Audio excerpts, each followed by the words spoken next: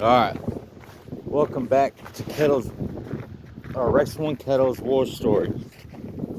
Alright, these are two stories of when talking shit goes wrong.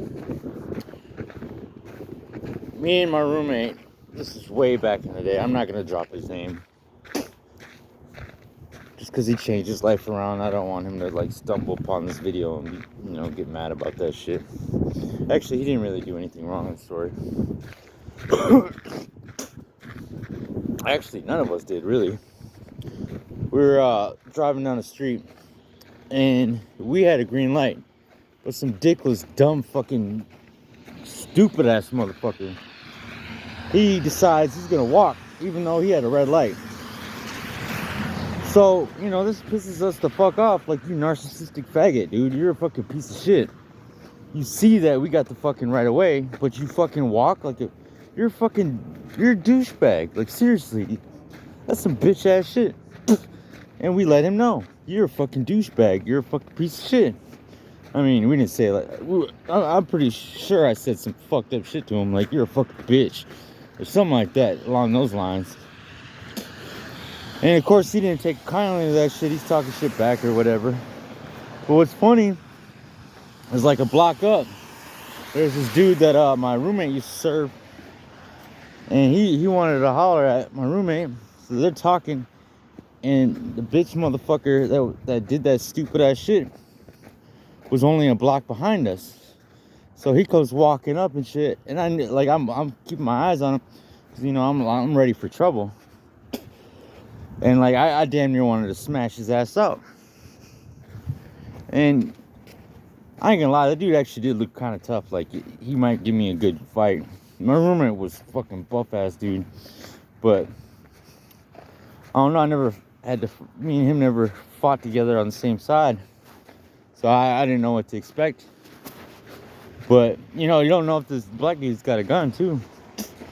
And I was calling them all kinds of bitches and fuckers and whatever the fuck, So it's just kind of funny sitting there talking to that dumbass dude.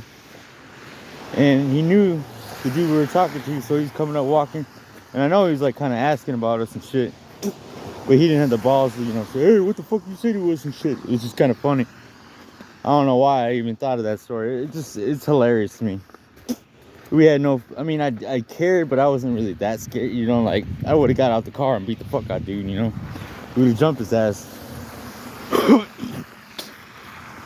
I mean, nobody probably would have jumped in either, because we had it like that. We could have just jumped his ass.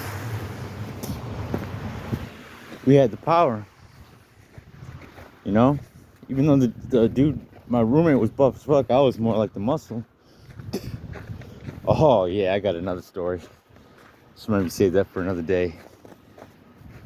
But the second story of when talking shit goes wrong, or could have went wrong, is one day we were riding around with my homeboy TJ Ramon, their brothers, but they had their like half brother with them, and he's driving.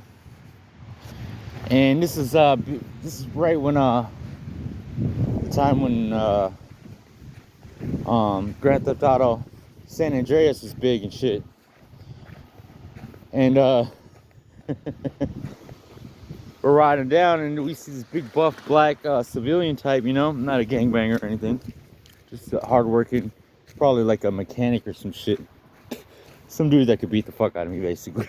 I was this scrawny little banger back then, But I'm like, this is Grove Street, bitch. Obviously, I'm just fucking around, but this dude don't know that. So Clarence is dumbass. Like, I wish he would have like went around the block and then hit the fucking liquor store, but he didn't. So the dude, he seen where we were going, and I get my bottle and shit. I go up to pay for it, and dude walks in and is like, oh, ho, ho, ho. You didn't think I was coming here, did you? And just to fuck with him a little more, I ignored him and I acted like he was crazy just to make him look stupid and shit. He's like, oh yeah, you think I'm a bitch? So I'm a bitch? You're a bitch. And I'm just like, man, whatever, man. Just leave me the fuck alone. It's just a prank. And the dude just kept talking shit. But when I went to grab the bottle, realized I had a big fucking weapon in my hand. So then that's when I started getting uppity. I'm like, yeah, what's up there, motherfucker? You got a problem? We could throw down right now. That dude would have fucked my ass up if I didn't have that bottle in my hand, probably. But if that old head sees this, man, I was just fucking around.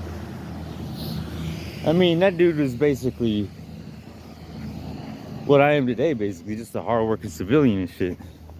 You know, just doing his thing, making his money, feeding his family. And I got nothing but love for that. But yeah, I'm lucky he didn't beat my ass. That dude was buff as fuck, dude. I guess maybe that bottle probably would have helped my fucking crazy engine ass. Anyways, maybe I should tell that story. Alright. So, back when my roommate lived with me, some crazy ass bitch. My roommate, he used to sell us H, and he had a bunch of glass and shit. And for those that don't know, that's, you know, methamphetamine. It was some bad cut shit. This is back in the day when it was more expensive, even for that nasty ass shit. So it's like dirt cheap these days. You can get some high grade shit these days. But anyways, this bitch, she wanted to come over and smoke for free. She's like banging on the doors and shit. And you know, the apartment was in my name. So this bitch had to get the fuck on.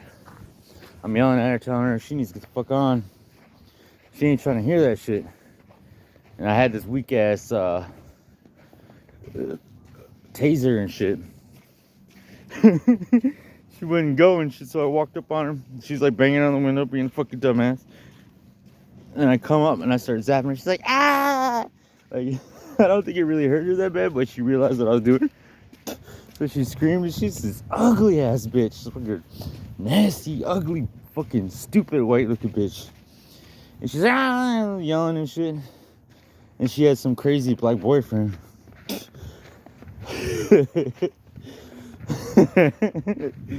Like, he's kind of like he had a wider frame. Wasn't too scared of him. Like, I think it would have been a good fight. I think I probably would have whooped his ass, honestly. But I was dead sober then, you know? And he came up on me, and I got to the screen door, and I paused because I didn't want him to get a free swing on me.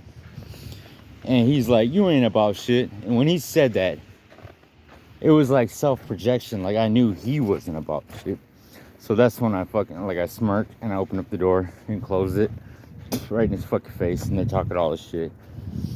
And she's like, and I just got pissed, you know, because they were banging on the door and they wouldn't leave me fucking alone. And I had a strap. I had a 12 gauge Mossberg pump. And like, I'm showing it to him, cocking it back and all kinds of shit. My roommates were pissed when I did that shit. And fucking, yeah, we dipped. And the cops did come. But I was gone. I took my PS3 with me. Yeah, it was PS3. But I took that shit with me just in case. And I dipped. I ain't gonna lie, like, I had so much adrenaline pumping through me, and I'm dead ass sober, that I damn near puked from the adrenaline. It's such a crazy situation. Like, man, you know, I'm used to being fucked up when I'm fighting with people and all kinds of crazy shit. And those were some fucked up times. This is